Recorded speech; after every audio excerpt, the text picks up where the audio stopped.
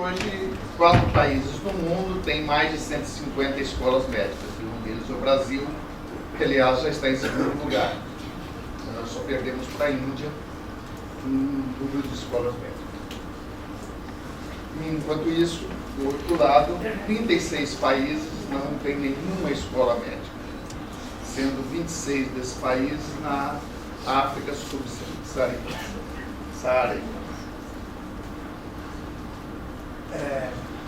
Mas vamos falar rapidamente aqui, contextualizar historicamente aí a crise do ensino médico e o que aconteceu ao longo desse tempo. Nos anos 70, final dos anos 60, início dos anos 70, duas pessoas, uma nas Américas e outra aqui no Brasil, o César Garcia e o Carlos Gentil de Mello, já preconizavam que a formação médica deveria se aproximar do sistema de saúde cada vez mais. Referência ao sistema de saúde para os dois melhorarem. E contra-hegemonicamente eles lutavam em todos os fóruns que eles poderiam participar, apontando para esse caminho. E outros aqui no Brasil também pensavam assim, mas eu coloco o professor Carlos Gentil de Mello, porque talvez ele é um pouco mais ousado em termos de correr os riscos que implicavam naqueles momentos, naqueles tempos mais sombrios. E foi um momento também que começou a discussão sobre a integração docente-assistencial. A OPAS tem um papel bastante importante nesse processo. E aí, muitos desses conceitos, dessas ideias foram incorporados nesses documentos do ensino médico que começaram a ser produzidos a partir da instalação da Comissão de Ensino Médico, em 1971, que o professor Roberto Santos foi o primeiro presidente dessa comissão. Nos anos 80, o projeto de Educação nas Américas, também preparatório da Conferência de Edimburgo, onde surge essa declaração. Nos anos 90, programa uma nova iniciativa com formação de profissionais de saúde, com o lançamento da Fundação Kellogg, o projeto EMA também tem esse processo.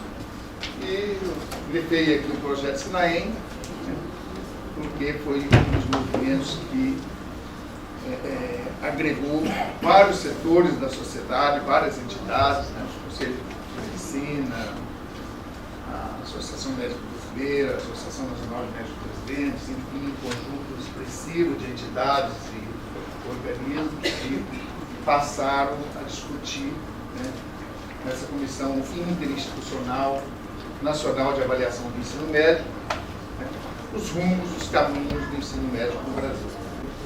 Parecer o ano 33, esse é um aspecto extremamente importante. Esse aqui foi um parecer que formatou as diretrizes curriculares, como seria feito. No caso, são os documentos que foram levados em consideração, em referência para a formulação, a elaboração das diretrizes curriculares. Constituição Federal de 88, a Lei do Sistema Único de Saúde, a LDB, enfim. Mas o que é interessante nesse aspecto é o local.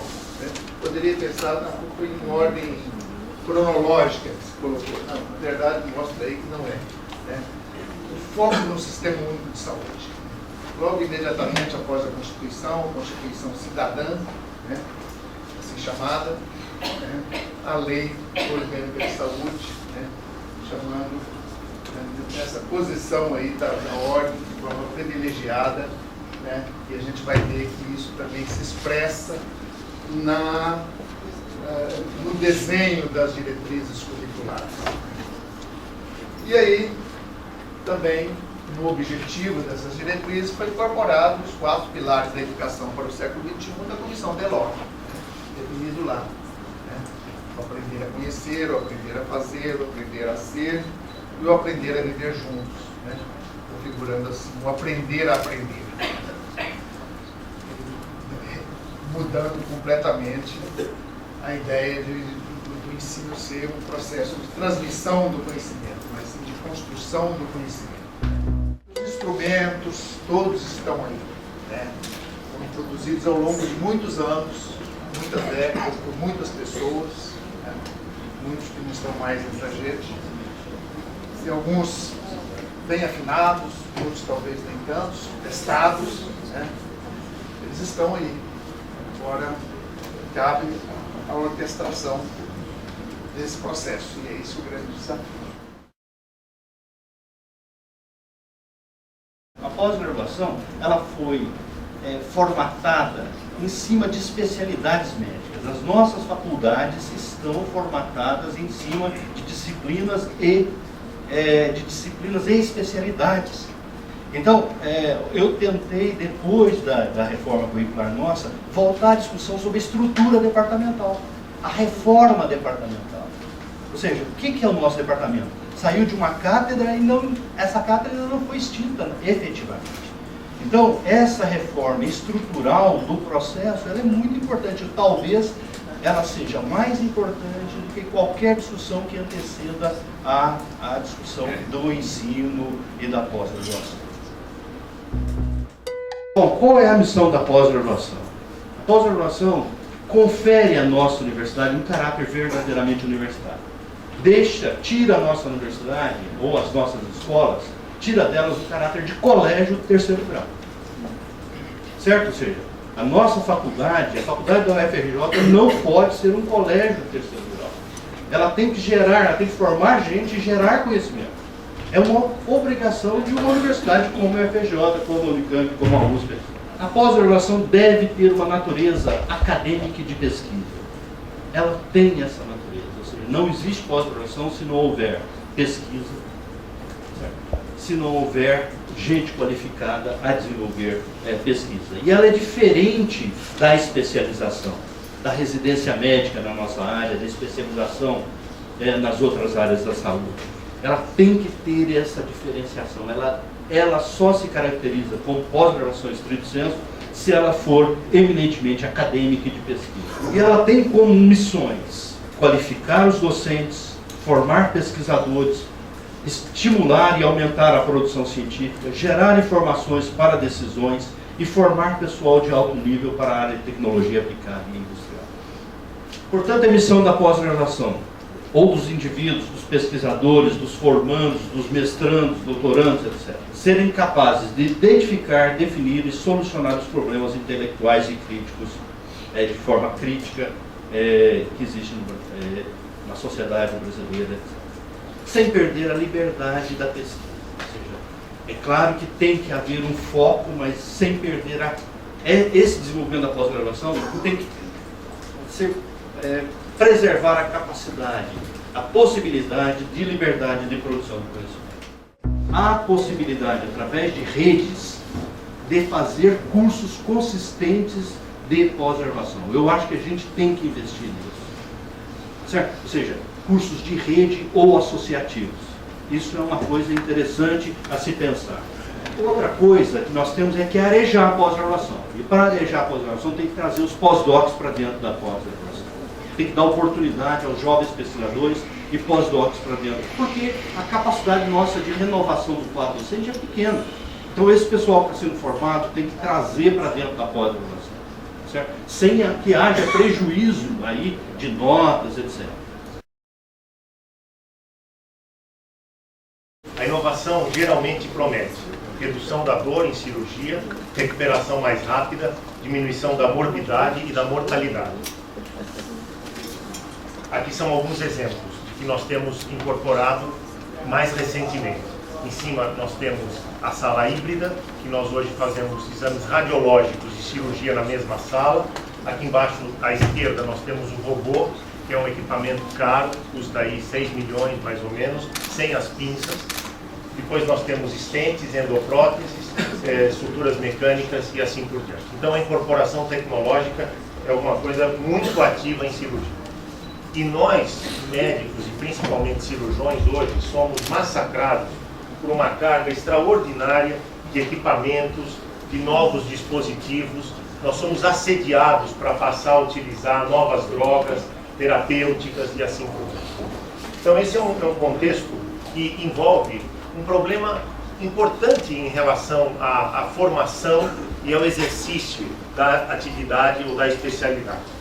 As novas tecnologias, de maneira geral, elas englobam e envolvem equipamentos caros e importados, que são, na maior parte das vezes, difíceis de serem obtidos, que nós, com frequência, usamos esses equipamentos com a chamada defasagem tecnológica, criamos o conceito da dependência e temos fortemente um apelo para que eles possam ser utilizados. Eu vou só comentar 2 palavras sobre defasagem tecnológica. O que quer dizer isso? Quer dizer o seguinte: lança um produto, você fica vendo a utilização através de artigos de congressos ou internet.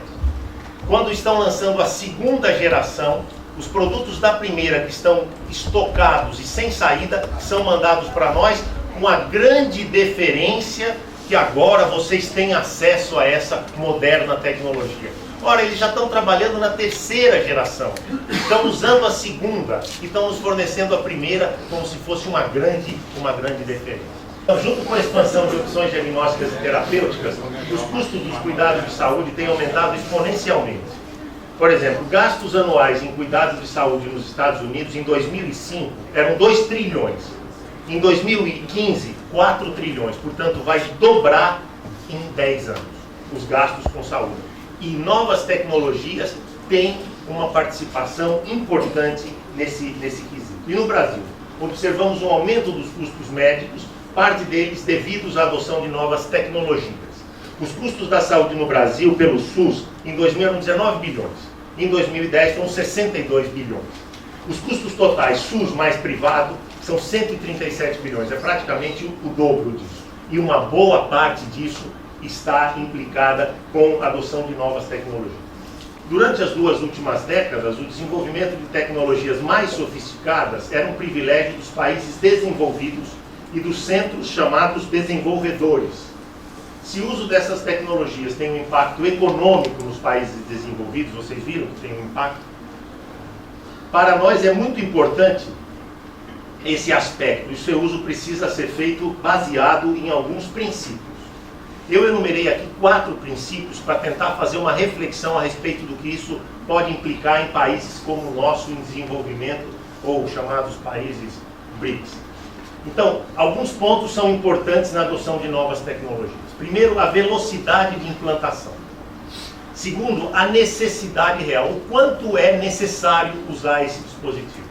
Terceiro, custos relacionados. E quarto, que é um assunto muito importante, é o desenvolvimento de tecnologia própria. A ideia é que todas as técnicas devem estar obsoletas num período entre 3,5 e 7 anos.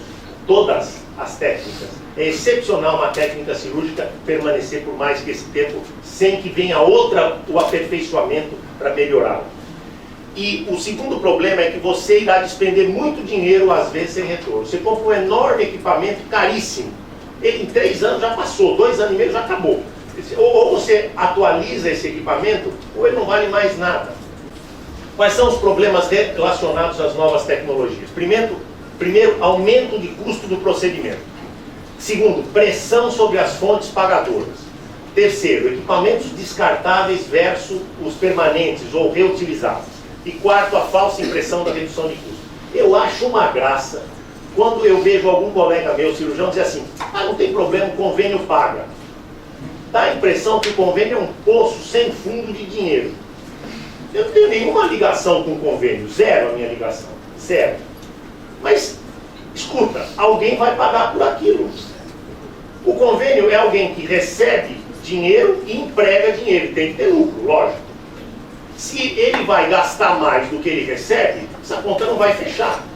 Então a ideia de que vamos gastar porque é o convênio que paga é quase surreal. Somos nós que estamos pagando o convênio, quem tem convênio. Nós temos que inserir esse conceito de novas tecnologias nas universidades. Isso é obrigatório no currículo, para que as pessoas, os alunos que estão se formando, assim, durante a sua formação, passem a entender que isso tem um impacto.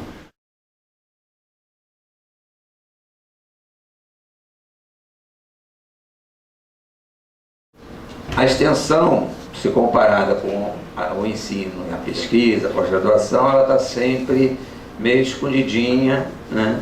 Em algumas instituições até em grandes desvantagens. Então a gente muitas vezes vai conversar com as pessoas sobre extensão, a gente percebe que ela faz extensão e não sabe que faz extensão, né? E muitos fazem extensão, mas a pesquisa encobre como se não pudesse aparecer, né? O ensino, às vezes por uma questão da própria dinâmica do currículo, tem que ser uma coisa muito corrida e vai obscurecendo. Quando eu falo de extensão, eu gosto de mostrar 3 concepções que eu costumo trabalhar, né? São minhas,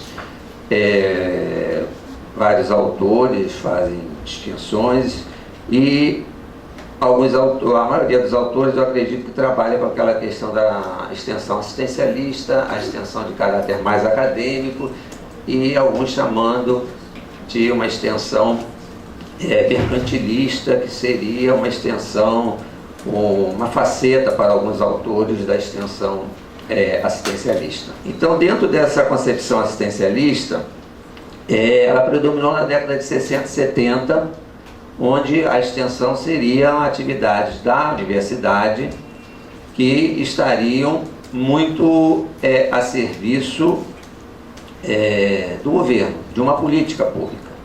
A grande discussão que passou a se ter a partir da década de 80 foi de que a extensão ela deveria ter a mesma função acadêmica do ensino, da pesquisa, e deveriam ser 3 atividades que deveriam estar articuladas em dissociabilidade, né, entre ensino, pesquisa e extensão. Isso, no papel, é uma coisa muito bonita, mas na prática vem as dificuldades, né? Vem as dificuldades porque a extensão ela tem toda uma particularidade de ter sido assim, muito utilizada politicamente. Inclusive, hoje não é diferente. Quando a gente tem hoje um programa de fomento à extensão que há muitos anos não tinha, esse fomento está muito focado nas políticas públicas. Eu não estou aqui querendo dizer que isso é ruim, ou que isso é bom. Isso vai depender de cada contexto, mas são coisas muito interligadas.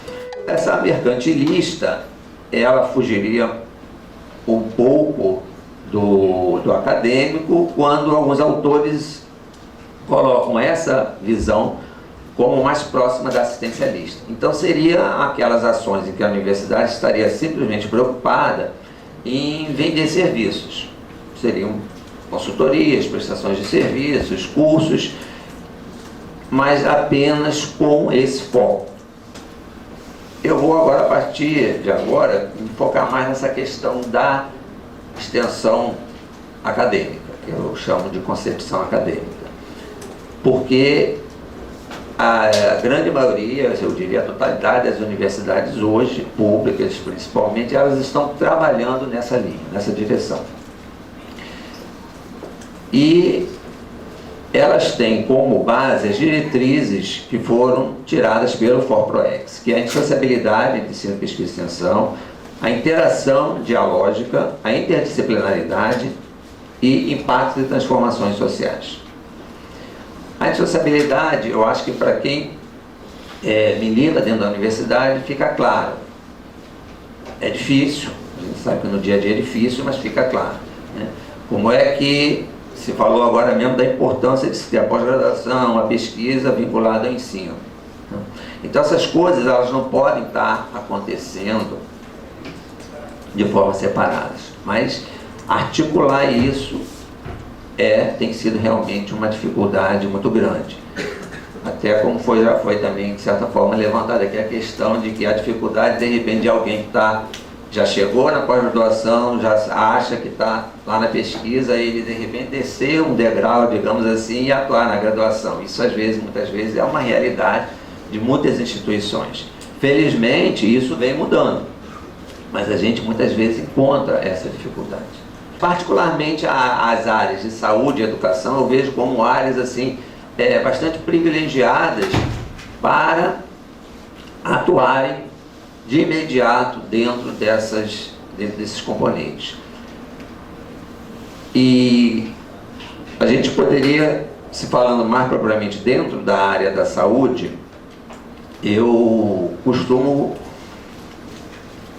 utilizar como referenciais para a formação aspectos relacionados à relação dialógica e a relação teoria-prática. Então eu sei que o tempo aqui é curto, mas eu acho que se a gente falar sobre esses dois aspectos, a gente está assim, destacando o que, ao meu ver, seria a essência dessa relação acadêmica dentro da extensão. Práticas de extensão, elas na verdade, hoje, dentro dessa concepção acadêmica, elas acabam representando uma sala de aula bastante diferenciada, que muitas vezes não tem paredes, muitas vezes não tem quadro, não tem projetores, mas são salas de aulas que tem gente. E nessas vivências que os alunos têm, e que a gente observa, principalmente eu tenho observado muito na área de educação, na área de saúde, é um campo de aprendizagem muito interessante, muito grande. A partir dessas vivências, a partir dessas experiências, pesquisas surgem, pesquisas são implementadas. Algumas pesquisas que estão sendo desenvolvidas por fora, elas passam a ser agregadas, né? Então isso traz assim para um ensino o que o pessoal costuma falar, uma oxigenação muito grande.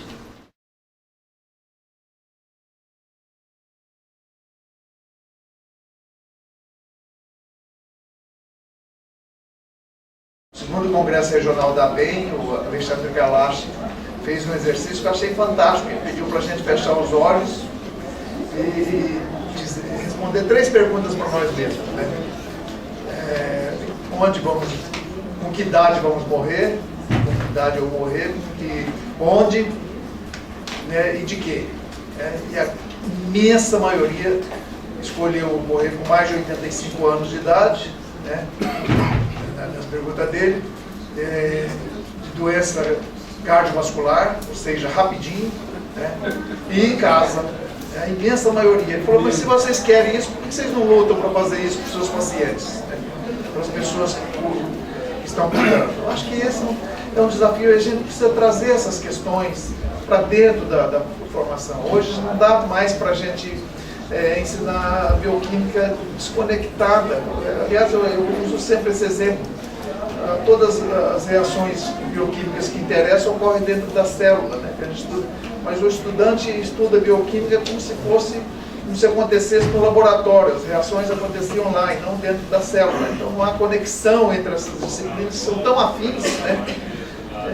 Eu acho que isso é uma questão que está aí colocada. Nós temos que ter mecanismos diferentes de humanizar a profissão. Eu não sei como é isso. Talvez, eu achei que era através da extensão, ou seja, dando iniciativa ao aluno de trabalhar em equipe e de propor intervenções em algum meio. Qualquer tipo de intervenção, mesmo que não seja na área da saúde. Isso aparentemente está dando resultado em acidentes de trânsito, em alguns programas em acidentes de trânsito, em mesmo intervenções, trazendo não só cursos da área da saúde, mas educadores físicos para trabalhar junto dessas equipes. Então eu não sei, o gancho que a gente pegou foi a extensão como iniciativa do corpo docente. E não uma coisa que o docente falou, vamos fazer isso aqui. Certo? O corpo docente fazendo uma proposta. A partir do momento que a gente para pensar e discutir, né, com toda essa abertura, são momentos assim, de grande crescimento, né? Justamente no conflito, no confronto que a gente cresce. Né? Então, parabéns à universidade, obrigado aí pelo convite, e a gente espera que possa ter contribuído para vamos dizer assim, reacender um pouco mais a discussão. E estamos à disposição lá na UF para qualquer possibilidade aí com os colegas de discussão, que conforme a gente estava conversando ali fora, né? Realmente é preciso que as universidades, nós estamos aqui próximas, né? Os 5 federais, né? E muitas vezes a gente pouco conversa, né? Temos as estaduais também, e quem sai perdendo muito são os alunos, a sociedade, né? Então, apesar do tempo estar curto, rapidamente eu vou falar de a aprendizagem na extensão, ela vai além de tudo isso que a gente está pensando aqui. Porque eu já visitei projetos em que havia um idoso lá, ele ia com o seu cuidador, que era a esposa, e com o passar do tempo, quem passou aí também foi a neta dele. E aí a neta dele começou a estudar sobre Alzheimer, começou a buscar livros na biblioteca, explicar para os colegas lá no ensino médio o que era a doença, porque ela queria entender o que o avô tinha. Então, quer dizer, numa ação de extensão, ela está tendo reflexo dentro das casas, atingindo lá a criança, adolescente que levou uma mensagem adiante. Então, para a gente pensar um pouco nessa dimensão. Muito obrigado.